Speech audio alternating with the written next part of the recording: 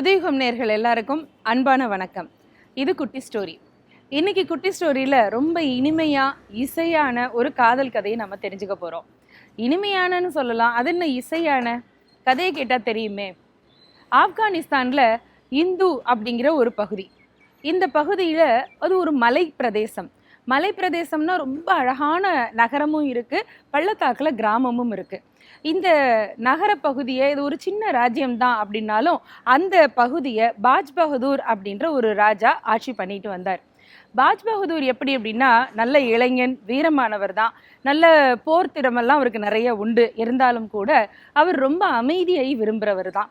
எப்பவுமே இசைகள், கலைகள் இதில் எல்லாம் ரொம்ப ஆர்வமாக இருப்பார். அரண்மனையில் எப்போவுமே இசைக்கலைஞர்களை கூப்பிட்டு அவங்கள பாட வச்சு, பேச வச்சு அப்படியெல்லாம் கச்சேரியெல்லாம் நடத்தும். அதுக்கப்புறம் அவங்கள கௌரவப்படுத்துறதுன்னு இப்படியே போயிட்டே இருப்பார். நிறைய கலைஞர்கள் அவருடைய அரண்மனையில் இருந்தாங்க. சிற்பம், ஓவியம் இதெல்லாமும் அவருக்கு ரொம்ப பிடிக்கும். ஆனால் பாட்டு மேலே அவருக்கு ஒரு அலாதியான பிரியம் என்றைக்குமே இருக்கும். இப்படி இந்த பாஜ் பகதூர் அவருடைய ஆட்சியை சிறப்பாக செஞ்சுட்டே வந்தார். ஒரு நாளைக்கு சிங்கம் வேட்டையாடுறதுக்காக காட்டுப்பகுதி ஒன்றுக்கு போனார். மலை மேலே நகரம் இருக்குது. அந்த நகரத்துலேருந்து புறப்பட்டு கீழே வந்து பள்ளத்தாக்கில் இருக்கிற ஒரு காட்டுப்பகுதி பக்கமாக போய் வீரர்களோட சிங்க வேட்டையை ஆடிட்டுருக்காரு. அப்படி போகிற வழியில் இனிமையான ஒரு பாட்டு கேட்டுச்சு. ஒரு பெண்ணுடைய குரல். இந்த குரலை கேட்டுட்டு அந்த பாட்டு கேட்ட திசையை நோக்கி அப்படியே மகாராஜா நடந்து போயிட்டே இருக்காரு. அது ஒரு பெரிய நதியினுடைய கரையில் ஒரு மூலையில் ஒரு சின்ன அழகான ஒரு குடிசை. அந்த குடிசையை நோக்கி இவர் போகிறாரு. அந்த குடிசைக்குள்ளே பார்த்தா இளம் பெண் ஒருத்தி பாட்டு பாடிட்டு இருக்கா. இந்த நதியுடைய பெயர் என்னன்னா ரேவா நதி. இந்த நதிக்கரையில் இருந்து அந்த தண்ணி ஓடுற அந்த சலசலப்பு, அந்த இனிமையான சூழல், குளுமையான காற்று, இதை பார்த்த உடனே அந்த பெண்ணுக்கு தன்னை போல பாட்டு வந்திருக்கு. அதை பார்த்து பாட்டு பாடிக்கிட்டே இருக்கா. இப்போ தான் நம்ம மகாராஜா அங்கே போகிறாரு. போய் பார்த்தா இனிமையான பாட்டை விட ரொம்ப அழகாக இருக்கா அந்த பொண்ணு. அவளுடைய அந்த பாட்டுக்கு ஏற்ற மாதிரியே அவள் பேரும் ரூபமதி அப்படின்னு சொல்கிறா. அவருடைய பாட்டை கேட்டு ராஜாவுக்கு ரொம்ப மனசுக்கு பிடிச்சு போகுது. இன்னும் 2 பாட்டு பாடுங்க அப்படின்னு சொல்லி கேட்குறாரு. அந்த பொண்ணும் பாட்டு பாடுறாங்க. பாடினதுக்கப்புறம் தான்கிட்ட இருக்கிற ஒரு பொருளை எடுத்து பரிசாக கொடுக்குறாரு. கொடுத்துட்டு அரண்மனைக்கு வந்துட்டார். வந்த சில நாட்கள் ஆச்சு. ஆனாலும் இவர் மனசுக்குள்ள அந்த பொண்ணு பாடின பாட்டே ஓடிக்கிட்டே இருக்கு. நம்ம ஏதாவது ஒரு பாட்டை காலையில் பிடிச்சதை கேட்டோம்னா அன்னைக்கு முழுக்க அதையே நம்மளே ஹம் பண்ணுவோம் இல்லையா? அது மாதிரி 2-3 நாள் ஆனாலும் ரூபமதியுடைய இசையும் குரலும் பாட்டும் அவள் அழகும் பாஜ் பகதூருடைய மனசை அப்படியே சுற்றி சுற்றி வந்துச்சு. இப்படி சில நாட்கள் ரூபமதியுடைய ஞாபகமாகவே பாஜ் பகதூருக்கு கழிஞ்சுது. சில நாளுக்கு அப்புறமா மீண்டும் வேட்டைக்கு போகிறோம் அப்படின்னு சொல்லிட்டு கிளம்பினாரு.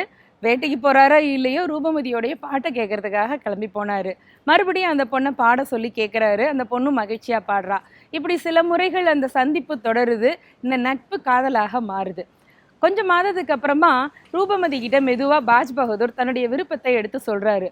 ரூபமதிக்கு அதில் விருப்பம் இருந்தாலும் கூட திருமணத்துக்கு அவ ஒரு கண்டிஷன் போடுறா. என்ன கண்டிஷன்? நான் இந்த ரேவா நதி கரையிலேயே பிறந்து வளர்ந்தவ. இந்த நதியை விட்டு என்னால் பிரியவே முடியாது. எப்பவுமே என் வாழ்நாள் முழுக்க இதை பார்த்துட்டே இருக்கணுங்கிறது தான் என்னுடைய பெரிய ஆசை. வேற ஒன்றும் பெரிய விருப்பம், லட்சியம்லாம் எதுவுமே இல்லை. அதனால் இதை விட்டு என்னால் வர முடியாது. நான் எங்கே போனாலும் ரேவா நதியை பார்த்துக்கிட்டு இருக்கிற மாதிரி தான் இருப்பேன் அப்படின்னா அவ. மகாராஜா நினச்சா எதை வேணாலும் பண்ணலாம் இல்லையா? அதுவும் காதல் வந்துருச்சே. அப்போ பாஜ் பகதூர் சொன்னார், அவ்வளவுதானே, நீ வாழ்நாள் முழுக்க நல்ல பெரிய மாளிகையில் இருந்துட்டு ரேவா நதியை பார்க்குற மாதிரி நான் ஏற்பாடு பண்ணுறேன் அப்படின்னு சொல்லிட்டு இந்த மலை முகட்டில் எந்த இடத்துல அந்த ரேவா நதி ஆரம்பிக்குதோ ஆரம்பிக்கிற இடத்துக்கு பக்கத்தில் ஒரு புது மாளிகை ஒன்று கட்டிட்டார். சில மாதங்கள்லேயே அட்டகாசமாக கட்டின அந்த மாளிகையில் பாஜ் பகதூரும் ரூபமதியும் திருமணம் செய்து புது குடித்தனம் செய்ய தொடங்குறாங்க. ரொம்ப மகிழ்ச்சியாக வாழ்கிறாங்க. ராஜ்யமும் சிறப்பாக அமைஞ்சிக்கிட்டு இருக்கு. இவங்களுடைய காதல் வாழ்க்கையும் இனிமையாக இருக்குது. இப்படி போய்கிட்டு இருக்கிற நேரத்தில் ஒரு பெரிய பகதூர் அரசன், ஆதம் கான் அப்படிங்கிற ஒரு அரசன் இந்த சின்ன தேசத்து மேலே போர் தொடுத்து வர்றான்னா பாஜ் பகதூரும் பெரிய வீரன் தான் என்றாலும் பெரிய படைகள் வர்ற பொழுது இந்த சின்ன குட்டி ராஜா என்ன செய்ய முடியும்? அதுவும் அவன் வஞ்சகமாக வேற வந்து கோட்டையை முற்றுகையிட்டுட்டான். பாஜ் பகதூரையும் சிறை பிடிச்சிட்டான். இப்போ பாஜ் பகதூர் சிறை பிடிக்கப்பட்டிருக்கிறான். ரூபமதி அரண்மனை அந்தப்புறத்துக்குள்ளே இருக்கா. செய்தி அவளுக்கு போய் சேருது.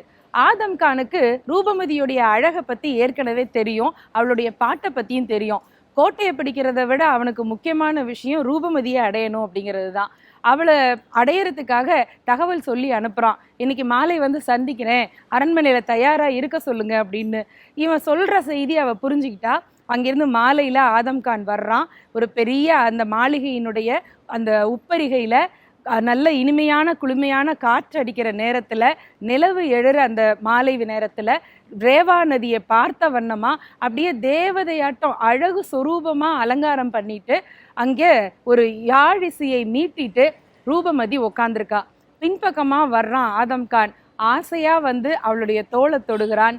தொட்ட நொடியிலேயே ரூபமதி அப்படியே சரிந்து கீழே உயிரற்ற உடலாக விழறா. காதல் எவ்வளவு பெரிய துன்பம் வந்தாலும் சரி, எவ்வளவு பெரிய எதிர்ப்பு வந்தாலும் சரி, அதையும் தாண்டி தன்னை இழந்தாலும் காதலை காப்பாற்ற வேண்டும் அப்படிங்கிற ஒரே நோக்கத்துல தான் எப்பவுமே இருக்கும். பாஜ் பகதூரும் ரூபமதியும் இன்னைக்கும் அரூபமாக ரேவா நதிக்கரையில மகிழ்ச்சியாக இருக்கிறதா ஆப்கானிஸ்தான்ல இந்த கதை இன்னைக்கும் சொல்லப்படுகிறது. நல்லா இருக்கு இல்லையா? சிந்திக்கலாமே. நன்றி.